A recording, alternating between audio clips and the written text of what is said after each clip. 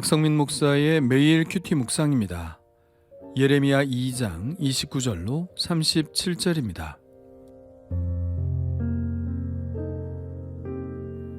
너희가 나에게 대항함은 어찌 됨이냐? 너희가 다 내게 잘못하였느니라. 여호와의 말씀이니라. 내가 너희 자녀들을 때린 것이 무익함은 그들이 징계를 받아들이지 아니함이라. 너희 칼이 사나운 사자같이 너희 선지자들을 삼켰느니라. 너희 세대여, 여호와의 말을 들어보라.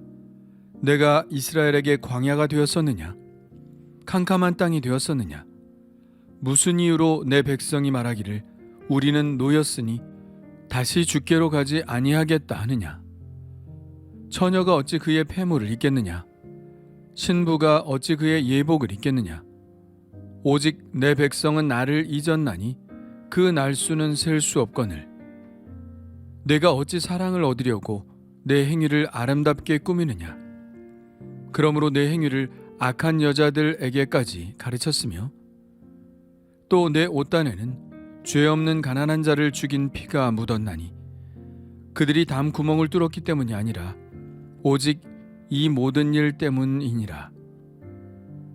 그러나 너는 말하기를 나는 무죄하니 그의 진노가 참으로 내게서 떠났다 하거니와 보라, 내 말이 나는 죄를 범하지 아니하였다 하였으므로 내가 너를 심판하리라. 내가 어찌하여 내 길을 바꾸어 부지런히 돌아다니느냐? 내가 아수르로 말미암아 수치를 당함같이 또한 애굽으로 말미암아 수치를 당할 것이라.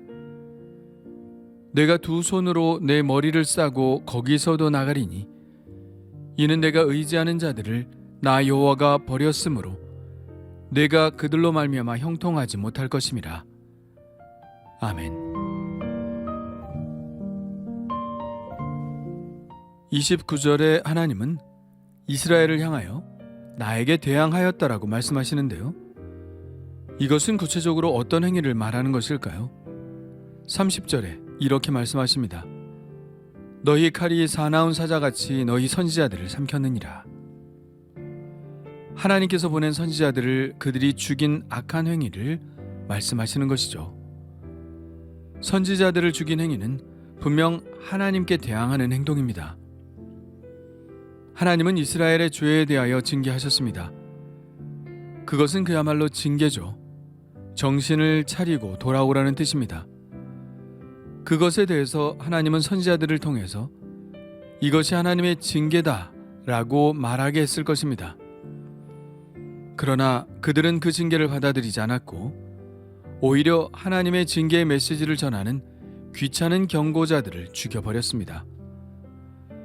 실제로 예레미야 26장에 보면 우리야 선지자가 경고의 말씀을 전할 때에 여호야김 왕은 그를 칼로 죽였습니다. 이에 대해 하나님은 탄식하시는 겁니다.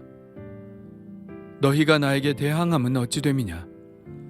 너희가 다 내게 잘못하였느니라. 하나님은 그들의 죄에 대해 반응하신 것뿐인데 그들은 자기들의 죄를 돌아볼 생각은 하지 않고 징계를 내린 하나님께 반항하는 모습을 보인다는 것이 기가 막히신다는 것이죠.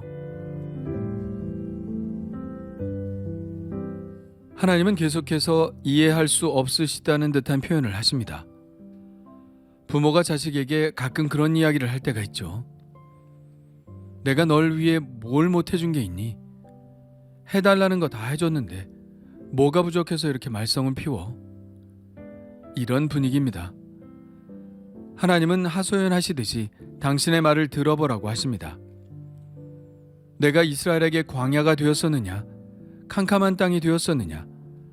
무슨 이유로 내 백성이 말하기를 우리는 노였으니 다시 주께로 가지 아니하겠다 하느냐? 이스라엘은 마치 하나님이 자기들에게 괴로움을 주고 계신 것인 양 하나님으로부터 도망치려고만 합니다. 사람이 광야와 흑암을 싫어하고 혐오하듯 하나님을 싫어해 도망치려 한다는 것이죠. 그리고 다시는 하나님께 돌아가지 않겠다고 선언까지 하고 있는 것입니다. 하나님의 탄식이 이어집니다. 처녀가 어찌 그의 폐물을 입겠으며 신부가 어찌 그의 예복을 입겠느냐?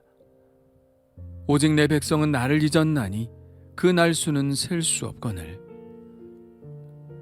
여기서 패물과 예복은 신부가 가장 좋아하는 것입니다. 비유는 이스라엘이 하나님께로부터 받은 온갖 좋은 선물이죠. 신부는 그 패물과 예복을 잊을 수 없습니다. 고이고이 간직하고 있죠. 그것은 남편의 선물이고 남편의 언약의 증표이기 때문입니다. 그런데 이스라엘은 패물과 예복을 잊어버렸습니다. 하나님으로부터 온 온갖 좋은 것들이 그들의 남편 하나님께로부터 온 것임을 잊어버렸습니다. 있을 수 없는 일인 것이죠. 더욱 기막힌 것은 그들이 사랑을 얻으려고 그 패물과 예복으로 아름답게 꾸미는 이유는 남편을 위해서가 아니라 다른 연인을 위해서라는 사실입니다. 하나님 앞에서가 아니라 이방신들 앞에서 자신의 몸을 치장한다는 것이죠. 이는 하나님께로부터 받은 풍요로 오히려 이방신들을 제사하는 데 사용하고 있는 것을 말하는 것입니다. 더군다나 그들은 이 악한 행위들을 다른 여자들에게 가르치고 있답니다. 이제는 이 모든 우상 숭배들을 누구에게 영향을 받아 하는 것이 아니라 아주 적극적으로 주도적으로 하고 있다는 얘기죠. 이방신들을 섬기니 그들은 더욱더 악을 향해 달려가게 됩니다. 왜 그런가요? 이방신들은 윤리가 없기 때문입니다. 하나님은 하지 말아야 할 것에 대해 분명히 말씀하시지만 우상은 그런 것에 대해 아무 말 하지 않습니다. 악이 무엇인지 선이 무엇인지에 대한 관심도 없습니다. 그저 풍요가 선이고 빈곤이 악일 뿐이라고만 가르치죠.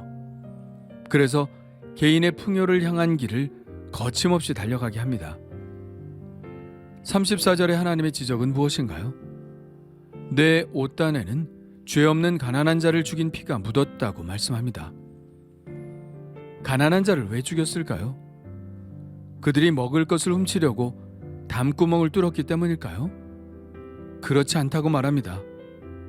선지자뿐만 아니라 가난한 백성들도 참다 못해 그들의 죄악을 꾸짖자 그들을 죽인 것입니다. 이스라엘의 망한 이유는 크게 두 가지죠. 하나는 우상 숭배이고 또 하나는 가난한 자들을 압제하는 것입니다. 오늘 말씀해 보는 것처럼 이 두 가지는 떨어져 있는 것이 아니라 같이 가는 것입니다. 하나님을 사랑하는 자가 이웃을 내 몸처럼 사랑하는 것과 같죠. 하나님을 떠나니 이웃에게 악을 행하는 겁니다. 그러나 그래놓고도 그들은 자신들의 죄를 인정하지 않습니다. 나는 무죄하니 하나님의 진노가 내게서 떠났다고 말합니다. 그들이 이렇게 말하는 이유는 악한 일을 저질러도 당장 자기에게 고통이 오지 않기 때문입니다. 세계 정세가 잠시 평안해지자 그들은 자기들에게 죄가 없어서 그렇게 평안한가 보다 하고 착각을 합니다. 그러나 당장 징계가 내리지 않는다고 해서 죄가 없어져서 그런 것은 아니죠. 회개하지 않은 죄는 언제까지나 남아 있습니다. 바로 심판의 날을 위해서죠. 하나님은 그들의 자신감에 대해 이렇게 말씀하십니다. 보라, 내 말이 나는 죄를 범하지 아니하여다 하였으므로 내가 너를 심판하리라. 하나님의 심판은 어떻게 나타날까요? 그들이 그렇게 믿었던 강대국들을 통하여 나타나게 될 것입니다. 그들은 외교력을 잘 발휘하면 계속해서 평화를 누릴 수 있을 것이라고 믿고 있었습니다. 그래서 강한 나라에 붙어 그들의 힘으로 안락함을 누리려 하죠. 그들이 처음에 의지했던 나라는 아수르였습니다. 그러나 그들은 아수르의 힘이 약해지자 길을 바꾸어 부지런히 돌아다녀 이번에는 애굽을 의지합니다. 그러나 믿었던 아수르가 그들에게 재앙이 되었던 것처럼 이번에는 애굽이 그들에게 고통을 줄 것입니다. 그들은 두 손으로 머리를 싸고 애굽에서도 나가게 될 것이죠. 두 손으로 머리를 싼다는 것은 슬픔의 표시로도 읽을 수 있지만 손을 머리 위로 묶인 채 끌려가는 포로들의 모습을 말하는 것으로 볼 수도 있습니다. 하나님은 이스라엘이 의지하는 자들을 버리셨습니다. 아수르도 애굽도 그들이 하나님보다 그것들을 의지하는 한 그 의지를 꺾어버리셨습니다. 그러므로 그들이 그 나라들로 인해 형통하지 못함을 알게 하셨죠. 이사야 30장에도 같은 말씀이 있는데요.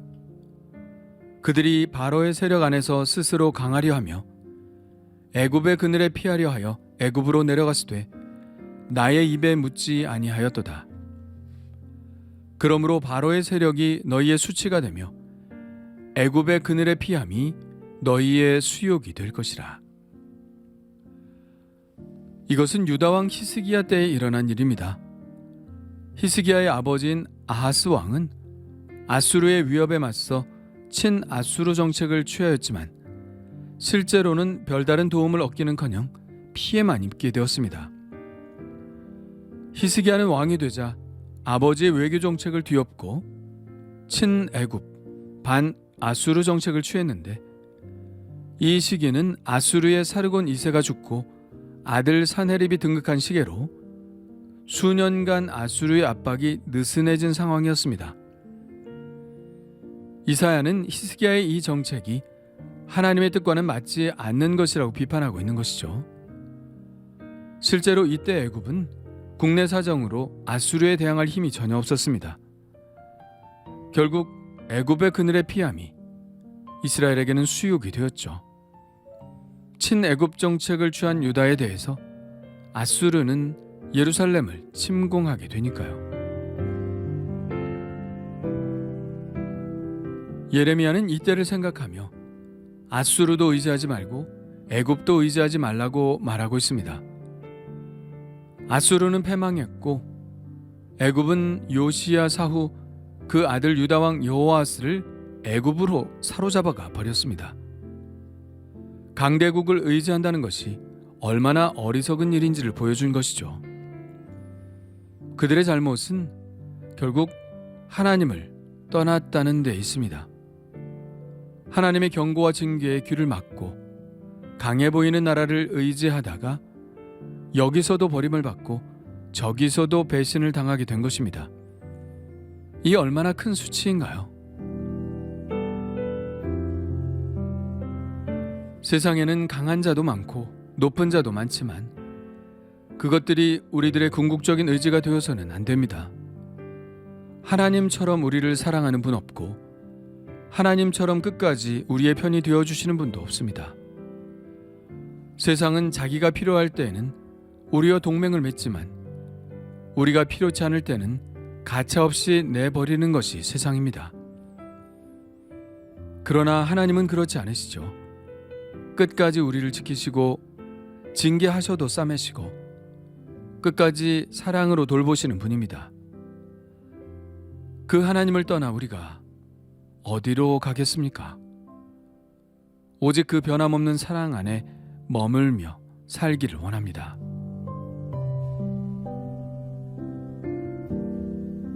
주님 감사합니다. 하나님의 징계와 경고하심에 대항하지 않게 하여 주옵소서. 하나님의 책망을 깊이 받아들이게 하시고 회개케 하여 주옵소서. 하나님을 사랑하지 않으면 이웃을 사랑할 수도 없음을 깨닫게 하시고 먼저 하나님을 사랑하고 그 법을 따라 행하게 하옵소서. 세상의 그 어떤 의지도 우리를 안전케 할 수 없음을 고백하오니 영원히 우리의 피난처가 되옵소서. 예수님의 이름으로 기도합니다. 아멘.